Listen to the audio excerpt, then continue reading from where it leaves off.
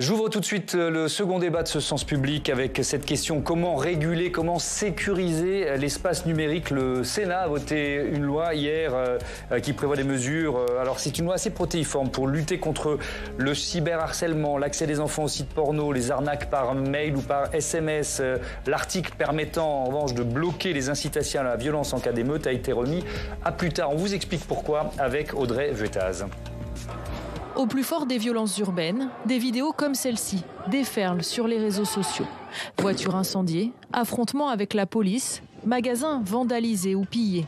Souvent, elles sont postées par les auteurs eux-mêmes qui se géolocalisent, ce qui permet aux jeunes de savoir où se retrouver.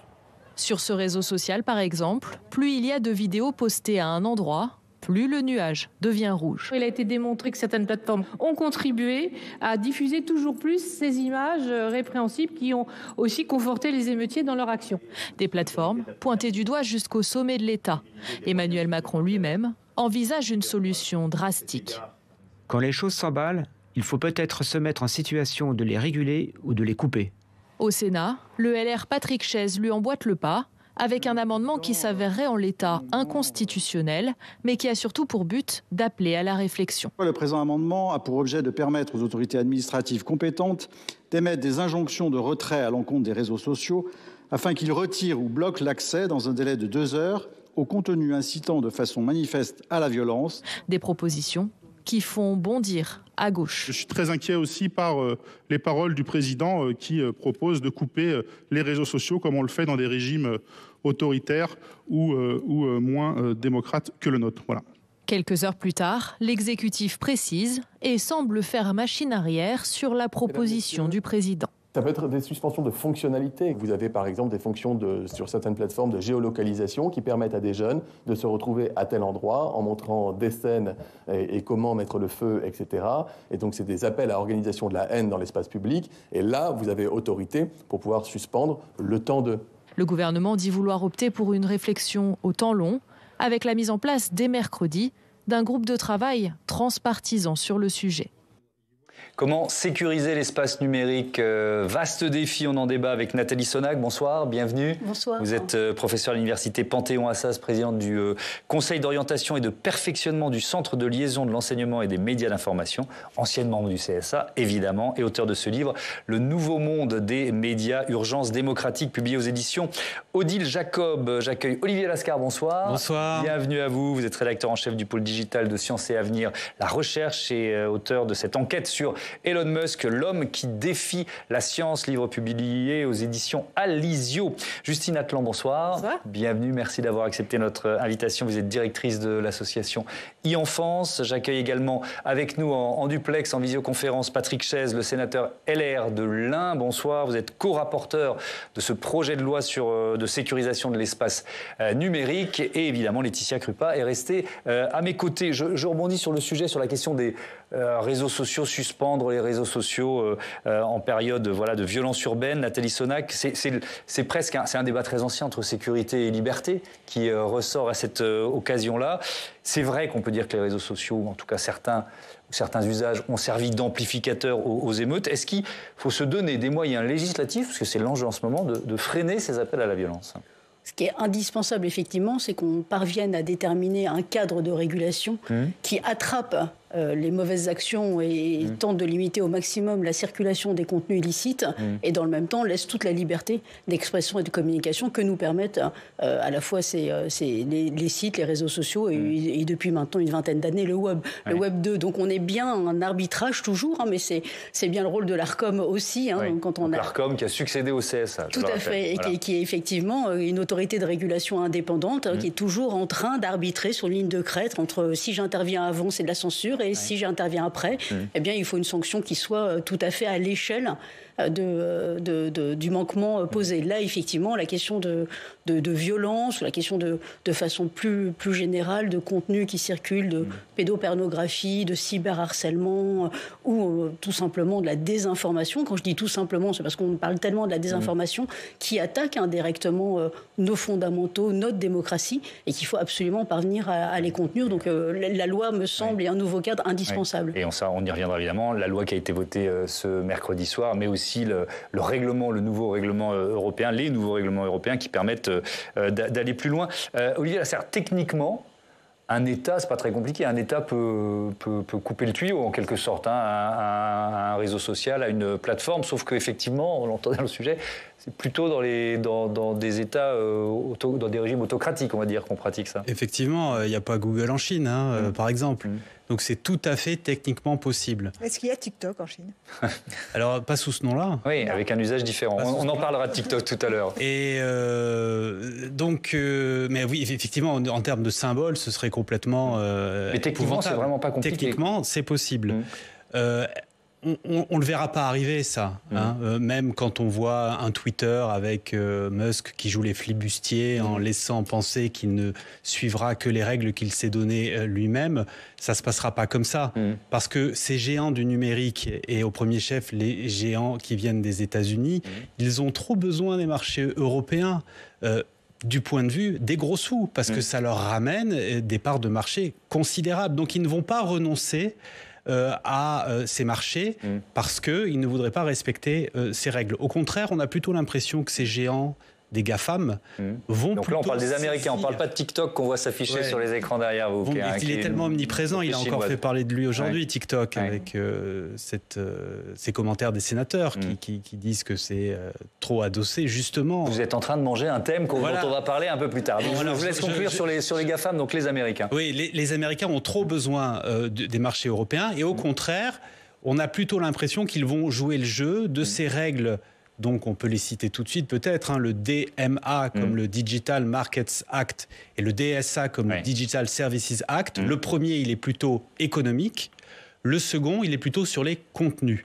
Et ce sont des règles qui vont être données à ces géants pour respecter d'un côté des questions de concurrence, de l'autre des fameux appels à illicites, des contenus illicites. Et on peut considérer qu'effectivement ça change la donne. Et d'ailleurs la loi qui a été votée ce mercredi soir, c'est pour que la France se mette en conformité, on va dire, avec les nouvelles règles européennes. Justine Atlan, je voudrais m'appuyer sur votre expérience, vos discussions avec les géants d'Internet qui possèdent évidemment ces réseaux sociaux, sur c'est un peu une évidence, mais on va le rappeler, c'est important de le rappeler, sur leurs moyens de modération. De quoi, enfin voilà, je vous vois sourire parce que le mot est beaucoup trop fort, c'est ça. Non, il faut pas aller. Il y en a, mais ils sont sous-dimensionnés. Non, la question c'est qu'on ne sait pas. En fait, je serais bien incapable de vous le dire, puisqu'en fait, le problème qu'on a, c'est qu'il manque de transparence réelle. Sur effectivement les moyens qui sont mis en place pour la modération. Parce que là, dans le cas des émeutes, on pourrait dire que des moyens de modération auraient pu fonctionner pour dire attention, il y a des appels à la violence. Moyens, c'est plein de choses différentes en fait. Moyens de modération, il y a 20 ans, c'est pas la même chose qu'aujourd'hui. C'est vrai qu'aujourd'hui, quand on dit moyens de modération, ça suppose deux facteurs. Il y a tout ce qu'on appelle intelligence artificielle aujourd'hui, c'est-à-dire toute la modération par du machine learning, etc., qui aujourd'hui en 2023 a effectivement des moyens extraordinaires, et je pense qu'en plus l'accès que tout le monde a eu aujourd'hui à ChatGPT, etc., fait comprendre aux gens la puissance d'une intelligence artificielle et donc à quel point on peut en faire un peu ce qu'on veut, et que donc effectivement au service de la modération certainement qui pourrait faire plus. Et puis il y a les moyens humains, parce que la modération, ce qui pose problème en général, c'est ce qu'on appelle la zone grise, c'est-à-dire c'est ces fameux contenus qui sont ni blancs ni noirs, mais qui demandent du coup une contextualisation, une appréciation, et là c'est de l'humain qui doit intervenir. Et ça, en fait, on n'a que des déclarations des plateformes qui affichent un certain nombre de milliers. Bon, on ne rendez pas compte que des milliers par rapport à des centaines de millions d'utilisateurs dans le monde, c'est pas beaucoup, mais qui affichent des milliers de modérateurs. On ne sait pas où ils sont, on ne sait pas combien ils sont. Et encore une fois, on n'a pas accès directement, c'est eux qui disent, mais on ne sait pas vraiment combien il y en a, ou s'il n'y a pas de normes là-dessus. Parce que la question, est-ce qu'on ne devrait pas normer un pourcentage du chiffre d'affaires en fonction du nombre d'utilisateurs qu'il y a sur une plateforme, des choses comme ça. Donc voilà, c'est une zone floue. Il ne faut pas dire qu'il n'y a rien. C'est pas vrai, sinon ça serait bien plus grave. Alors, il y a des choses, mais on ne sait pas combien. Alors je reviens et on va rentrer en détail sur cette loi qui a été voté à l'unanimité, c'est important de le signaler, par le Sénat ce mercredi soir, de sécurisation de l'espace numérique. Je le disais en amorce, elle est protéiforme, elle adapte le droit français au nouveau règlement européen. On va écouter le ministre Jean-Noël Barrot qui nous dit qu'il s'agit d'abord de protéger nos enfants, nos petits-enfants. Nos enfants ne pouvaient plus attendre, car nos enfants sont les principales victimes des travers de la société numérique. Vous l'avez rappelé, Madame la rapporteure, surexposition aux écrans, addiction aux réseaux sociaux, cyberharcèlement, exposition précoce à des contenus inappropriés, autant d'atteintes brutales à leur innocence. autant de violences psychologiques faites à une génération qui risque bien d'être sacrifiée si rien n'est fait. Alors quand le ministre parle d'exposition précoce à des contenus inappropriés, il faut dire les choses. On parle de pornographie. La moitié des garçons de 12-13 ans consultent des sites pornographiques chaque mois. La moitié, s'il y a un chiffre qu'il faut peut-être retenir de cette émission, c'est ça. La moitié des garçons de 12-13 ans consultent des sites pornographiques chaque mois. Justine Atlan, est-ce que cet accès, il intervient de plus en plus tôt? Et puis surtout, c'est le plus important, quelles en sont les conséquences? Est-ce qu'on peut le préciser, ça? Je pense qu'on peut l'imaginer et un peu effectivement commencer à le voir. La conséquence immédiate d'un enfant ou d'un jeune préadolescent qui est confronté à des images pornographiques telles qu'elles sont aujourd'hui, donc sur ce qu'on appelle les tubes, c'est-à-dire ces plateformes où on a accès à des contenus très courts et, qui ont l'air plus ou moins amateurs, sans forcément l'être. D'abord, c'est une effraction psychique très violente, c'est un traumatisme psychique parce qu'en fait, le cerveau d'un enfant n'est pas prêt à voir et à recevoir ces images puisqu'il ne sait pas dans quelle case les mettre dans son cerveau, qui n'est pas préparé à ça. Donc, on le sait, les enfants ont l'impression qu'ils acceptent une scène violente pour eux. La sexualité, c'est quelque chose de violent et sur ces contenus-là, ça peut l'être réellement. Donc voilà. Donc en fait, c'est extrêmement traumatisant pour eux. Donc ça génère des problèmes de sommeil, des cauchemars, des comportements parfois sexuels. On se rend compte qu'un enfant a vu des images pornographiques parce qu'un petit garçon, une petite fille va être agressif sexuellement avec ses camarades à l'école et que c'est comme ça qu'on se rend compte qu'il a vu. Donc il faut que ça s'évacue et ça peut s'évacuer avec des comportements qui peuvent être violents pour les autres. Et puis par ailleurs, évidemment, il y a la construction de la vie sexuelle ensuite des ados qui va se construire avec ce modèle-là, parce que c'est à ça que ça leur sert. Ouais. Et là, ça cause des problèmes de consentement ensuite dans les rapports, de pas mal de choses. Donc c'est immédiat et puis au moyen et long terme. Alors je me tourne une première fois vers Patrick Chaize, qui est évidemment avec nous en duplex. Que va permettre la loi en matière de lutte contre la pornographie, monsieur le sénateur ? Alors, la loi, elle va permettre justement de réguler et de sécuriser en faisant en sorte que les plateformes aient un devoir de suspension de contenus qui apparaissent illicites, mais aussi de donner la responsabilité à ces plateformes de pouvoir mettre en place des outils qui interdiront l'accès aux personnes mineures à ces contenus, avec donc tout un processus, avec tout un tas d'outils qu'il sera donc obligatoire de mettre en place et de pouvoir réguler. Est-ce que ça passe, par exemple, je reste avec vous, par parce que là aussi la technologie le permet, des systèmes de reconnaissance, par exemple de reconnaissance faciale, qui permettent de dire... C'est pas de la reconnaissance faciale, mais c'est l'utilisation effectivement des images pour pouvoir détecter et définir l'âge. Mais ça ne s'appelle pas de la biométrie, me dit Justine Atlan. Merci de m'aider. Il faut être précis. On essaye. Pour le moment, il faut juste cocher une case. Oui. Plus de 18 ans, on la coche et donc personne ne peut savoir si on a plus ou moins. Et alors, je veux bien me tourner vers vous, Nathalie Soulac, pour savoir, parce que vous étiez au CSA, qui est devenu l'Arcom aujourd'hui, donc les pouvoirs de l'Arcom sont, on va dire, un peu élargis. Oui. Sauf qu'on avait le sentiment que le CSA comme l'Arcom ne pouvait rien faire face aux sites porno. Pourquoi ? Parce qu'ils ne sont pas basés en France le plus souvent. Et expliquez-nous pourquoi il y avait ce sentiment d'impuissance.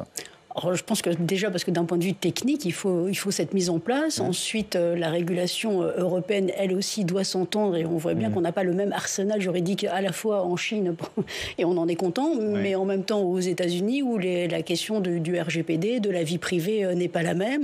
Donc, ensuite, RGPD, Règlement général de protection des données. Des données. Voilà. Ensuite, là, effectivement, c'était du déclaratif. Maintenant, on est en train de s'outiller. On voit bien qu'au final. Est-ce qu'on a tergiversé ? Pardon de vous interrompre. Alors, c'est toujours facile de dire on a tergiversé parce que ça va très vite. Ce qui donne surtout cette impression, c'est que depuis 20 ans, le numérique a envahi notre espace complètement de vie et que chaque année qui se suit amplifie finalement à la fois la capacité de ces nouveaux acteurs, le taux de pénétration et nous, notre acceptation dans notre espace de vie commune. Donc c'est la raison pour laquelle finalement il y a quand même deux grandes dimensions dans lesquelles il faut jouer. Il faut à la fois jouer sur le cadre européen qui est indispensable. On n'a parlé, comme on dit, du règlement sur les services numériques en bon français. J'ai essayé de regarder le terme pour ne pas tromper parce que je me fais à chaque fois taper sur les doigts. Donc ce fameux DSA qui est quand même un pas très important. C'est-à-dire que l'Europe est en train de se doter d'un règlement qui sera appliqué à l'identique dans l'ensemble des pays européens, ce qui constitue quand même une arme importante puisqu'on s'entend tous et les plateformes ne vont pas pouvoir jouer au petit malin en disant si je ne suis pas installé en France, finalement j'ai qu'à me mettre en Irlande. Ça c'est quand même cette question de géographie est fondamentale. Ensuite il y a la question de la responsabilité. Elles ne vont plus pouvoir se cacher derrière leur modèle d'affaires. Finalement moi je ne peux pas parce que mon algorithme j'ai besoin de le protéger. Ça c'est plus possible. Donc il y a cette responsabilité là. Ensuite il y a un troisième point qui est véritablement les moyens. Donc le règlement les oblige à ce qu'il y ait ce qu'il met en place à la fois des moyens, vous le disiez justement, de modération humaine et en même temps de moyens techniques. C'est là que peut-être il va falloir d'ores et déjà, et qu'on loupe pas le coche, que la Commission européenne, une fois qu'elle a fait passer, se dote bien elle-même de moyens humains pour suivre la bonne application. Et ça va être là qu'il va falloir regarder ça de très près. On y reviendra sur ce Digital Service Act, mais je voudrais, sur l'aspect technologique, il y a quelque chose de très intéressant de ce que nous disait Nathalie Sonac, parce qu'on a souvent, je ne sais pas si vous direz souvent ou tout le temps, mais le sentiment que les politiques ont un coup de retard par rapport à l'évolution de l'offre sur les plateformes, sur les médias sociaux. Il y a clairement un problème de tempo depuis ces fameuses 20 dernières années. Le temps de la technologie n'a vraiment pas été celle du législateur. Par ailleurs, on est dans des domaines de l'innovation technologique qui sont connotés très positivement. On a un président de la République qui parle de Startup Nation, de disruption. Donc, on a été un petit peu candide par rapport à ces économies qui se sont développées il y a une vingtaine d'années. L'économie de la data, c'est celle de Facebook, de Google et tout ça. On ne connaissait pas avant. Donc les mesures anticoncurrentielles qui pouvaient donner le là dans l'économie, elles ont eu du mal à s'adapter à ces nouveaux marchés. Elles étaient caduques face à ces nouveaux marchés, quasiment. Complètement. Ce qui est fou, c'est qu'en 20 ans, on n'a jamais rattrapé le retard. C'est-à-dire qu'on a été largué tout de suite. Et on a l'impression que les politiques n'ont jamais réussi à reprendre la main. On a quand même l'impression qu'avec ce fameux DSA, DMA, il y a quand même une révolution copernicienne qui est en train de se passer. Les experts de ces questions-là nous le disent quand on travaille avec eux, quand on fait des papiers pour Sciences Avenir par exemple, il se passe quelque chose. Et notamment par rapport à la question de la modération que vous disiez tout à l'heure, il va y avoir cette obligation d'ouvrir les serveurs, que Twitter, Facebook et compagnie vont devoir ouvrir leurs serveurs à des auditeurs extérieurs. Et c'est pour ça que le point que vous disiez est aussi extrêmement important. Il va falloir maintenant, et c'est ce nouveau coche qu'il ne faudrait pas louper, il faudrait que maintenant on ait la ressource en France et en Europe, des ingénieurs, des experts qui vont pouvoir mettre le nez dans ces serveurs et y comprendre quelque chose. Oui. Ça, c'est vraiment un point qui me semble vraiment fondamental. C'est-à-dire qu'une fois qu'on a défini ce cadre normatif, il faut absolument nous-mêmes, donc la Commission européenne en l'occurrence, se dote de moyens humains pour pouvoir suivre ce nouveau cadre. Et je me trouve quand même relativement sévère parce que, bien sûr que de toute manière, le gendarme court toujours après le voleur, mais le RGPD a été un élément, le RGPD a été quand même une avancée. Et puis les attentats de Christchurch, on a quand même à ce moment-là, l'ensemble des plateformes se sont mobilisées. Et c'est ça où Alors, on va continuer d'en parler de ces progrès, Laetitia. On va voir que ces enjeux de régulation, de maîtrise des réseaux sociaux, c'est pas une obsession française. Toutes les démocraties s'y mettent. Toutes les démocraties. En Europe, vous avez raison, mais les États-Unis aussi. En Europe, le Digital Service Act. Mais alors, je suis pas aussi enthousiaste que vous parce que j'ai l'impression que, certes, là, on a posé des bases pour réguler, mais que tous les pays ne comprennent pas ces bases de la même façon et ne vont peut-être pas les appliquer de la même façon. C'est l'enjeu, en tout cas, à très court terme pour cette régulation au niveau européen. Et c'est vrai que, pour le moment, c'est tout de même un règlement. On est d'accord. Alors, voilà, c'est un règlement, donc, et c'est d'ailleurs pour ça que le Sénat a voté cette loi pour, je le répète, faire rentrer ce règlement européen dans le droit français. Alors, ce qu'on sait, c'est qu'il y a des injonctions judiciaires qui fonctionnent et que les plateformes applique déjà? Écoutez, oui. Quand il y a un tribunal qui ordonne de retirer tel ou tel contenu, en règle générale, Thomas, c'est respecté. Le casse-tête, et vous l'avez dit tout à l'heure, madame, c'est pour toutes les démocraties, c'est la modération, c'est avant, c'est comment contrôler les contenus a priori. Et c'est là où rentre en compte l'intelligence artificielle. Il y a déjà des dispositifs qui existent, par exemple sur Instagram, où vous ne pouvez pas poster de photos ou de vidéos de personnes dénudées. Donc il y a bien une forme de collaboration déjà, une forme de modération qui existe. Collaboration qui a ses limites. Bah oui, parce que ces modèles économiques sur lesquels reposent ces réseaux sociaux, c'est un modèle qui est basé sur l'attention et l'audience, Thomas. Le but, c'est d'avoir le plus de monde possible, le plus longtemps, parce qu'on sait bien que si un réseau est trop restrictif, les utilisateurs vont aller ailleurs et discuter ailleurs. Donc finalement, quand on réfléchit un peu au problème, on se dit... Et si c'était les utilisateurs, le vrai nœud du problème, parce que ce sont les utilisateurs qui créent les contenus et que l'État tente ensuite de réguler. Et regardez ce qui se passe en France. Quand l'État veut réguler, on sort tout de suite la pancarte « Atteinte à nos libertés publiques, censure ». Donc vous nous dites que c'est l'opinion publique qui serait un frein, voire le premier frein. Exactement. Et on va prendre l'exemple de TikTok aux États-Unis. 150 millions d'utilisateurs quand même. Le Sénat américain a reçu et auditionné son directeur général en mars dernier. Tout a été filmé, diffusé, comme cette séquence. Je vous propose cette séquence. Regardez bien. Un député interroge donc le directeur de TikTok à propos du suicide d'un très jeune utilisateur qui avait 16 ans. Regardez. To choose, your company destroyed their lives. It is unacceptable, sir, that even after knowing all these dangers, you still claim TikTok is something grand to behold. You have full responsibility over the algorithms used by TikTok to prioritize content to its users. Yes or no, please? Congressman, we do take these issues very seriously. Yes or no? And we do provide resources for anyone who types in anything that Sir, is suicide. Yes or no? I see you're not willing to answer the question. Eh bien, contre toute attente, Thomas, on aurait pu croire que cette vidéo était vraiment dévastatrice pour l'image de TikTok et de son PDG. Eh bien non. Les utilisateurs de TikTok se sont moqués, et c'est vraiment plusieurs millions de messages, de tout le Sénat américain qui leur semblait totalement déconnecté et hors sol. Donc c'est un très bon exemple pour comprendre que si l'opinion publique, les utilisateurs de ces réseaux n'adhèrent pas du tout à la volonté politique de réguler, la tâche s'annonce ardue, voire quasiment impossible. Votre avis là-dessus, Justine Atlan?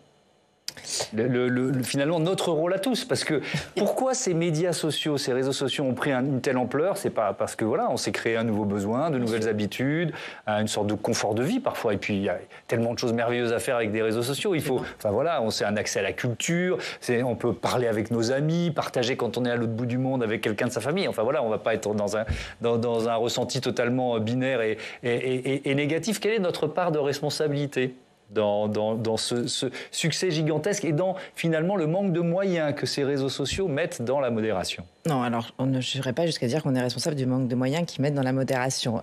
Peut-être qu'on parce qu'on les quitte pas, ces réseaux sociaux, malgré le manque de modération. Vous voyez ce que je veux dire? Oui, absolument. Non, mais ils ont créé un modèle extrêmement séduisant. On nourrit la bête, tout à fait. Ça, je pense que ça révèle, on en parlait avec Nessie, ça révèle certainement des failles qui préexistaient aux réseaux sociaux en réalité. C'est-à-dire que ça nous a montré qu'il y a des endroits où on était très fragile, effectivement. Ça montre que l'éducation à la citoyenneté, l'éducation aux médias d'information, c'est à la laïcité peut-être. Enfin, il y a des sujets, ça les a fait émerger de façon très forte, et on se rend compte que là, on n'était pas outillés, effectivement, individuellement et collectivement, et peut-être dans certains pays plus ou moins que d'autres. Voilà, ça c'est une évidence. Pour autant, c'est un peu le discours quand même des plateformes régulièrement de dire que c'est de la faute des autres, donc j'aime pas trop basculer trop là-dedans. C'est la faute des utilisateurs qui savent pas bien fonctionner, c'est la faute des parents qui éduquent mal leurs enfants, voilà. Donc à un moment, oui, mais pas que non plus, c'est quand même qu'on fabriquait ces outils-là de façon assez clairvoyante, mais ils ne savaient pas forcément anticiper toutes les dérives, et qu'en tout cas, c'est eux qui maîtrisent effectivement et particulièrement bien tout ce qu'ils font, parce qu'on n'a pas accès aux algorithmes, on n'a pas accès à l'intérieur de comment ils fabriquent les choses. Cette opacité, quoi. Et ça reste quand même un vrai sujet. Pourquoi ils cachent? On se demande toujours pourquoi les gens cachent. Il a répondu, le PDG. Évidemment. Et alors, je voudrais juste vous dire que je pense, parce que l'autre jour, des journalistes me posaient la question de ce, entre guillemets, momentum autour de la protection de l'enfance sur Internet. C'est vrai qu'il y a beaucoup de textes là, qui sont sortis là-dessus depuis un certain temps. Et j'entendais Jean-Noël Barrot qui a introduit ce texte sur la sécurité à travers ce sujet-là. Donc je pense aussi qu'aujourd'hui... Le ministre. Oui, absolument, le ministre. Que je vais pas évidemment, je peux m'en réjouir, mais néanmoins, que cette protection de l'enfance sert aux politiques, je pense, effectivement, parce que c'est assez fédérateur comme sujet, à pouvoir légitimer des interventions, une régulation assez forte, et que peut-être que pour justement contrer cette adhésion, cette popularité des réseaux sociaux, ils ont besoin d'avoir un sujet suffisamment fort en face, qui fasse vraiment adhésion, et je pense que la protection de l'enfance en est un, effectivement, qui le fait, mais il ne faut pas non plus... Alors, je ne devrais pas dire ça. Et là, le public sera du côté du politique, évidemment. Exactement, voilà. Donc je pense que là-dessus, il y a quelque chose sans doute qui se joue aussi. Alors sur l'action des États et des démocraties, tiens, on va écouter, puisqu'on parlait, on en a déjà parlé assez longuement, mais de ces deux règlements votés au niveau européen. On va écouter celui qui est à la manœuvre, le commissaire européen au marché intérieur, c'est un Français, ancien ministre, Thierry Breton. Écoutez. Certains l'ont dit, du reste, c'était un peu le Far West, c'était à leurs mains. Nous avons repris le pouvoir parce que nous sommes des autorités politiques. Et nous leur avons dit, vous êtes évidemment le bienvenu. Vous êtes le bienvenu dans cet espace que représente évidemment le marché intérieur et maintenant le marché intérieur numérique. Mais seulement, voilà nos règles. Et donc, je rappelle ce qu'il y a dans ce Digital Service Act qui va rentrer en vigueur le 25 août. Ça concerne les plus grosses plateformes. Elles devront se soumettre à toute une série de contrôles, on va dire Microsoft, Twitter, TikTok, Amazon, Apple, Google, etc. etc. Si elles n'obtempèrent pas, la Commission menace de les retirer du marché européen et des amendes sont également prévues jusqu'à 6% de leur chiffre d'affaires. Donc 19 plateformes qui dépassent les 45 millions d'utilisateurs. Olivier Lascar, vous dites que c'est vraiment... on peut dire que c'est une nouvelle étape, quoi. C'est un vrai coup de force de l'Europe. Oui, il ne faut pas toujours se recouvrir de cendres. Hein. Oui, je suis d'accord avec vous. Là, il se passe quelque chose d'intéressant, avec ses limites. Par exemple, on peut se demander pourquoi avoir fait deux entités différentes, DMA, DSA, l'un sur l'économie, l'autre sur les contenus, alors que, comme vous le disiez, les contenus impliquent directement l'usage et l'enfermement qu'on a dans un réseau social et donc l'économie du modèle. Les deux sont intimement liés. Donc ça, cette différence, elle est un peu discutable.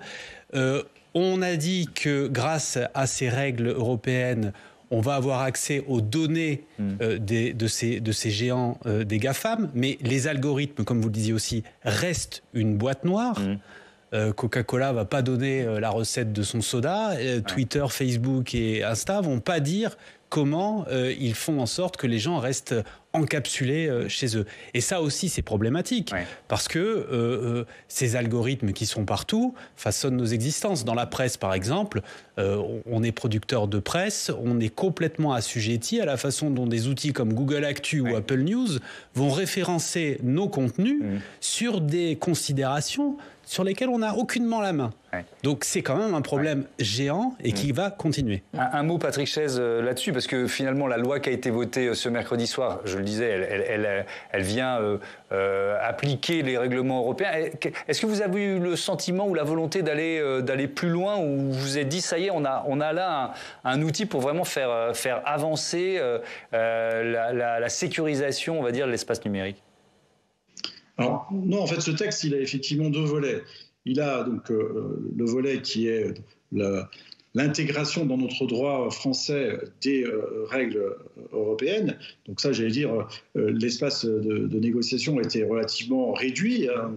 On a pris ce qui existait, ce qui a été décidé, et on l'a transformé dans les textes. Mais il y a eu effectivement plus que cela dans ce texte, notamment sur donc, le filtre anti-arnaque, qui est un filtre qui est donc directement qui intéresse directement nos concitoyens, puisque on a donc construit un outil qui permettra de faire en sorte que dès lors qu'on va donc identifier un site frauduleux, on puisse l'identifier, alerter l'internaute et au bout de 7 jours le bloquer. Donc ça, c'est un outil nouveau qui n'est pas issu du règlement européen. Deuxième exemple. Je vous interromps parce que sur cet exemple-là, et je vous redonnerai la parole juste après, on a justement avec nous en duplex Jérôme Seize, qui est consultant en protection des entreprises et fondateur de la société Hop4 Intelligence. Bonsoir à vous, merci d'avoir accepté notre invitation. Ce message d'avertissement, ce filtre en quelque sorte, vous pensez que ce sera un outil efficace ? Ça sera un outil parmi d'autres. En fait, effectivement, il faut le rappeler, l'objectif est de rendre accessible au maximum de citoyens une protection contre ces tentatives d'arnaque qui commencent systématiquement par un lien piégé qui va vous amener sur un site web qui va tenter de voler, dérober des informations à caractère personnel ou encore des moyens de paiement. Donc on les a tous vus, hein, c'est une amende impayée, c'est un colis qui est bloqué à la poste, etc. etc. Donc ça n'a rien de nouveau. Ça existe, certains navigateurs le font déjà depuis longtemps. Il existe des dizaines de listes qui recensent ce type de site, mais c'est un peu éparpillé, c'est un ordre dispersé. Et là, la volonté est plutôt d'amener au maximum de citoyens, et en particulier ceux qui sont le plus loin du numérique, ceux qui ne vont peut-être pas utiliser un navigateur qui va avoir intégré cette technologie-là, ceux qui ne vont peut-être pas installer, déployer des outils de protection qui vont être capables de vérifier leur navigation et de les mettre en alerte. C'est de massifier finalement cette protection. Et ça, c'est terriblement important parce que ce type d'arnaque est souvent à l'origine notamment d'une usurpation d'identité. Une usurpation d'identité, ça peut aller jusqu'à 10 ans de bataille avec des banques, avec des assurances, avec avec des administrations en tout genre. C'est des crédits qui sont pris à son nom. Donc, ça va dans le bon sens, ça n'a rien de nouveau. Simplement, ça massifie et ça amène à un maximum de citoyens une protection qui est... Alors, elle n'est pas parfaite, hein, c'est loin d'être une panacée, puisqu'on sait très bien que ces sites naissent et meurent en quelques heures. Donc là, l'objectif, c'est qu'au bout de 4 heures, on soit capable de protéger l'ensemble de la population 4 heures après une détection. Donc, c'est très bien. Les criminels vont probablement s'adapter. Mais encore une fois, il ne faut pas avoir un raisonnement binaire en se disant ça ne fonctionnera pas à 100%, donc on ne le fait pas. L'idée, encore une fois, est de protéger un maximum de citoyens qui aujourd'hui ne bénéficient pas de ces protections. Jérôme Saiz, je reste avec vous. Quelles sont les arnaques les plus répandues aujourd'hui? On ne va pas parler des entreprises, on ne va pas parler des hôpitaux, etc. Vraiment pour les particuliers, pour les citoyens que nous sommes. Alors, ce qui fait vraiment le plus de dégâts aujourd'hui, c'est le vol d'identité. Et le vol d'identité qui ne se fait pas forcément que en ligne. Hein. Très souvent, on va créer un dossier de location d'appartement, et puis ce dossier-là va fuiter, il va être récupéré, vendu sur le dark web, et ces informations-là vont permettre de créer un double de la victime et prendre en son nom des crédits, souscrire à tout un tas d'offres et de choses qu'elle devra elle-même rembourser. Donc ça fait vraiment des ravages. C'est entre le numérique et le monde physique. Une autre arnaque très souvent qui fait beaucoup de ravages aussi, c'est l'appel du faux conseiller bancaire. Là aussi, on ne démarre pas dans du numérique, simplement les données ont été dérobées dans du numérique, potentiellement sur un site frauduleux comme ce que cette nouvelle initiative de filtre anti-arnaque a vocation à essayer de limiter. Et une fois que ces données-là ont été collectées, elles sont vendues sur des forums sur le dark web, sur des groupes Telegram par exemple. Et là, il y a toute une organisation qui se met en place avec des gens dont le métier est d'appeler les personnes. Ils sont très doués, hein, c'est ce qu'on appelle du social engineering. Donc il y a des scripts qui se vendent d'ailleurs entre eux pour se faire passer pour un conseiller de la banque par exemple, prétexter un problème de sécurité, gagner la confiance de la victime par exemple en lui disant écoutez, on va vérifier votre numéro de sécurité sociale pour être sûr que ce soit bien vous, votre numéro c'est bien le 1 72 ceci cela. Beaucoup de gens ne savent pas qu'à partir simplement d'un prénom et d'une date de naissance, on est capable de trouver les 3 premiers chiffres de numéro de sécurité sociale. Et donc ces personnes-là vont tomber dans le panneau, vont fournir leur moyen de paiement par exemple, vont aller jusqu'à fournir le code SMS qui est envoyé par la banque, réaliser toutes les manœuvres de vérification et vont se faire dépouiller en fait. Et là, il y a toute une série de paiements ensuite sur la carte qui va opérer. Donc ça, ce sont vraiment les 2 arnaques qui touchent le plus nos concitoyens et très souvent, malheureusement, des gens, comme je le disais, qui sont éloignés du numérique et qui ne se renseignent pas suffisamment sur le type d'escroquerie qui peuvent exister. D'un mot rapide, Jérôme Saiz, un bon conseil pour essayer de se prémunir?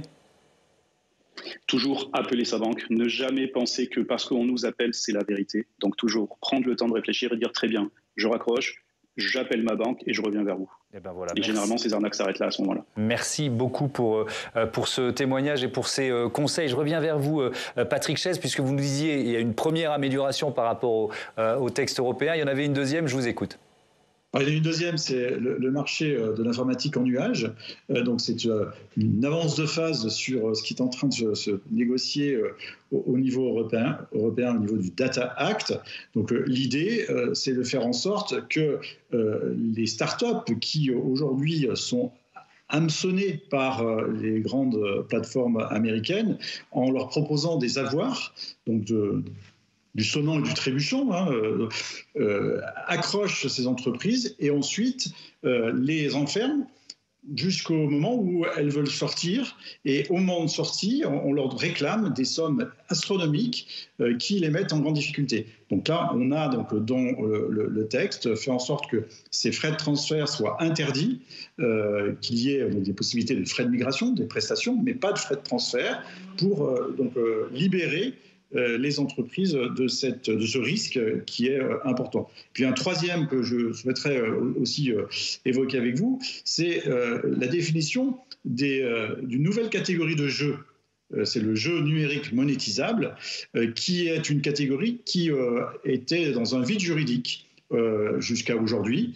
Donc on a, pour faire simple, les jeux vidéo, qui fonctionnent en boucle fermée. On a les jeux d'argent et il y a une nouvelle catégorie de jeux qui sont des jeux numériques monétisables, c'est-à-dire qu'on gagne des objets numériques qui sont des objets donc, uniques qu'on peut ensuite revendre, monétiser, soit par échange avec d'autres joueurs, soit directement en se faisant payer.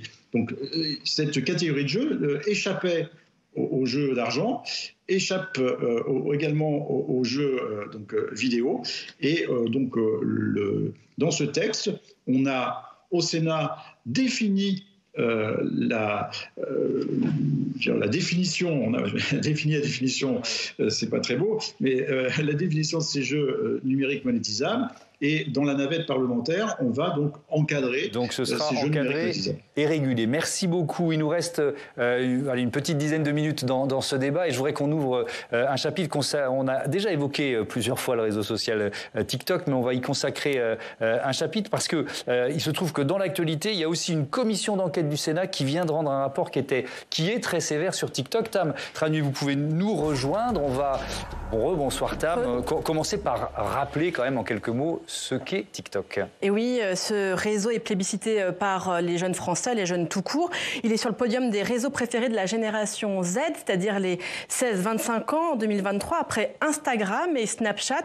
Il est surtout en très forte augmentation depuis ces dernières années, plus 11% par rapport à 2022, plus 53% par rapport à 2020. Et c'est donc dans ce contexte que le sénateur Claude Maluret, un habituel vilipendeur des réseaux sociaux, a choisi de se pencher sur la tactique TikTok. Son rapport est intitulé « Opacité, addiction et ombre chinoise ». Il dénonce tout d'abord la mainmise de la Chine et du Parti communiste chinois sur ce réseau social, ce qui est d'autant plus grave que cette plateforme expose les jeunes à de très nombreux dangers. Et en quoi TikTok est-il plus que d'autres grands réseaux dangereux ? Déjà parce que c'est le réseau le plus addictif. Ses utilisateurs restent en moyenne 1h47 par jour sur cette plateforme, ce qui pose donc de façon aiguë tous les problèmes que l'on constate en matière de surexposition aux écrans, manque de sommeil, anxiété, dépression, manque de concentration, etc. Mais ça ne s'arrête pas là. Le rapport explique aussi que plus vous êtes vulnérable, plus l'algorithme de TikTok va comprendre vos points faibles et pousser vers vous des contenus particulièrement dangereux. C'est ce que montre une étude du Center for Countering Digital Hate, le centre qui analyse la haine en ligne, qui a créé plusieurs comptes avec un profil type. Un enfant de 13 ans intéressé par deux sujets en particulier, l'image de soi et la santé mentale. Et on constate alors que les contenus poussés par le réseau social portent très rapidement, ça veut dire 2 minutes 30, ça porte très rapidement sur le suicide et les troubles alimentaires. Puis alors il faut parler aussi de ces nouveaux défis dangereux, les challenges TikTok. Oui, le Momo Challenge qui pousse à des actions violentes, le Labello Challenge qui incite à la scarification, le Blackout Challenge qui consiste à retenir sa respiration jusqu'à l'évanouissement, en gros le jeu du foulard mais sur TikTok, un jeu qui a eu des conséquences dramatiques. Écoutez Claude Maluret. TikTok modère mal les défis dangereux. L'Italie a dû sévir en forçant la suspension, je dis bien la suspension de tout accès à TikTok pour les âges non prouvés à la suite de la mort d'une fillette due au jeu du foulard, à une sorte de jeu du foulard. Les seuls remèdes que propose TikTok à cet effet addictif, c'est le message à 60 minutes puis à 100 minutes d'utilisation. Vous savez sans doute qu'en Chine, l'application se ferme automatiquement au bout de 40 minutes. Voilà. Et comme quoi, les régimes autoritaires ont du bon, a d'ailleurs rajouté Claude Maluret. Oui, bien sûr, l'actualité de ces derniers jours s'est invitée également dans les conclusions de des travaux du Sénat. Et oui, dans quelle mesure les plateformes sont-elles responsables des contenus qui y circulent? Pour les sénateurs, la réponse est très claire. Écoutez le président de cette commission d'enquête, le socialiste Mickaël Vallet. Il y a une différence fondamentale entre le fait de relater un fait, de montrer qu'à un endroit il y a des faits de violence, qu'à un endroit il y a des mouvements de foule, qu'à un endroit ça brûle parce que c'est une information et puis qu'il n'appartient pas à grand monde de décider qu'on invisibilise des faits qui sont réels dans la société, qui doivent être expliqués et montrés, et le fait d'expliquer que à tel endroit, à telle heure, juste après le Zara, on va aller se faire le Adidas et que rendez-vous dans telles conditions. Ça, ce n'est pas la même chose quand on incite à la commission d'actes violents. Voilà, référence transparente aux émeutes des derniers jours. Du coup, les sénateurs exigent des plateformes une modération a priori en cas de graves troubles à l'ordre public et d'utilisation des plateformes pour organiser ces troubles. Ils veulent aussi que l'autorité administrative, dans le contexte d'émeutes, puisse ordonner le retrait, le blocage des contenus, ce qui existe déjà en matière de pédopornographie ou de terrorisme. Notez que la commission d'enquête a fait 21 recommandations et la dernière, last but not least, doit être bien soulignée. Les sénateurs demandent purement et simplement la suspension du réseau en France et dans l'Union européenne si TikTok ne répond pas aux questions posées par la commission d'enquête et n'obéit pas aux injonctions du Sénat. Merci beaucoup Tam Tranui. Je voudrais qu'on se concentre, il nous reste quelques minutes, c'est passé trop vite ce débat. Justine Atlan, sur les dangers pour les plus jeunes. Est-ce que pour vous, le réseau social TikTok aujourd'hui, alors c'est toujours compliqué de répondre à une question, pardon, elle est un peu simpliste, mais c'est le plus dangereux? Écoutez, c'est difficile de dire. Moi, ce que je trouve, c'est que TikTok nous montre un espèce de résultat optimum de ce que les autres ont créé avant. C'est-à-dire qu'en fait, pour moi, TikTok n'a rien inventé. Il fait juste beaucoup mieux que les autres ce qu'ils ont déjà créé. Donc, c'est peut-être alertant en soi, mais il faut l'appeler TikTok pour ce qu'il fait. Mais quelque part, il faut l'appeler parce qu'il fait mieux que les autres ce que les autres ont inventé. Donc, c'est quand même le système à nouveau des réseaux sociaux qu'il faut regarder. Il ne faut pas s'en arrêter à TikTok, sinon je pense qu'on passe à côté du vrai sujet. Oui, qui est la question de la responsabilité. Ce qu'on disait au début, voilà, effectivement, et ils sont quand même responsables des conséquences d'un outil qu'ils ont créé, qu'ils maîtrisent quand même extrêmement bien. Personne aujourd'hui dans le monde ne connaît aussi bien, je pense, les leviers de l'être humain, parce qu'ils ne jouent que là-dessus. Ils ne jouent pas sur nos machines, ils jouent sur notre cerveau. Leur richesse, on en parlait, ce sont nos données, c'est ce qu'on leur... Mais c'est surtout comment on fonctionne, c'est surtout comment l'animal humain réagit. Et on est complètement, on a l'impression qu'on ne se maîtrise plus quand même. Et les jeunes aujourd'hui sont intéressants pour ça parce qu'ils arrivent à mettre en place, et c'est vrai que c'est un peu TikTok qui les pousse à faire ça, des moments où ils arrêtent TikTok. Ils se font des pauses TikTok. Parce qu'ils ont conscience du fait, parce que TikTok, effectivement, les capte beaucoup, qui sont trop captés. Et ça, c'est intéressant parce que c'est un des premiers réseaux sociaux sur lesquels les jeunes eux-mêmes, alors pas les 12 ans, mais les lycéens, etc., commencent à avoir cette sensation-là. Donc peut-être qu'effectivement, ils sont là un peu trop loin, ce qui serait assez intéressant parce que c'est chez eux qu'est la clé. C'est eux qui sont les futurs clients. Donc c'est eux qui vont pouvoir avoir vraiment de l'impact sur le modèle. Nathalie Sonac, on n'a pas encore employé ce mot, et il est important, le mot éducation. Bien sûr, je pense qu'effectivement, c'est une porte de sortie indispensable. On a beaucoup évoqué le cadre réglementaire et on sait combien il est important au niveau européen, il est important à l'échelle nationale. Aujourd'hui, il y a quand même un maître mot qui est celui de l'éducation aux médias et à l'information. Ça existe déjà. Mais à quoi ? Parce qu'ils savent s'en servir de ces médias sociaux mieux que nous. Donc c'est quoi ? C'est à leur risque ? Alors ils savent s'en servir mieux que nous. En fait, il ne faut pas faire les si pauvres que ça. Lorsqu'on regarde les études qui sont réalisées en détail, on s'aperçoit que finalement 39% des Français ne connaissent pas une des 4 compétences de base dans le numérique. Et c'est pas parce que finalement je sais utiliser TikTok, faire de la vidéo, que je sais envoyer mon CV. Oui. Donc il faut quand même affiner un peu l'analyse. Mais je pense que justement, on pourrait répondre au mieux, c'est la formation des professeurs. Je pense qu'on a une responsabilité tous, à la fois une responsabilité, vous, en tant qu'évidemment journaliste, en tant que professeur, mais également les pouvoirs publics ont des responsabilités, mais les adultes, les parents ont des responsabilités. Et la question de l'éducation aux médias aujourd'hui, elle est centrale. Il y a un moyen très facile, finalement, aujourd'hui à appliquer, parce qu'on voit que les lois s'accélèrent. Il y a un moyen très facile aujourd'hui d'appliquer les choses. C'est d'aider justement l'école qui, elle, ne peut pas tout, et aider la formation des professeurs des écoles par des journalistes qui sont formés, par des professionnels de l'information, par ceux qui fabriquent l'information et qui savent comment ça fonctionne. Et ça, on peut le faire en mettant en fait dans des conventions des chaînes de télévision, à la fois dans les contrats d'objectifs et de moyens des chaînes publiques et évidemment dans les conventions des plateformes aujourd'hui avec des obligations. La transposition de la directive de services de médias audiovisuels leur proposait de rendre un rapport tous les 3 mois pour savoir qu'est-ce qu'il en était en matière d'éducation aux médias, à l'information. Eh bien non, ça il faut absolument renforcer et ça peut se faire très rapidement par les législateurs en transformant la loi pour vraiment une industrialisation efficace de cette éducation aux médias et à l'information dans toutes les écoles. Merci beaucoup à tous d'avoir participé à ce débat. Je vais rappeler les titres de vos livres. Nathalie Sonac, Le Nouveau Monde des médias, une urgence démocratique chez Odile Jacob, Olivier Lascar, l'enquête sur Elon Musk, l'homme qui défie la science. C'est chez Alizio. Merci à tous encore une fois ici et en duplex. Voilà, c'est la fin de ce numéro de Sens Public. Je vous dis à lundi. Et vous pouvez retrouver évidemment tous nos programmes sur notre plateforme publicsénat.fr et on continuera de parler de ces questions demain dans la matinale, puisque Oriane Mancini reçoit Claude Maluret, justement, le président du groupe Les Indépendants au Sénat. Belle soirée à toutes et à tous.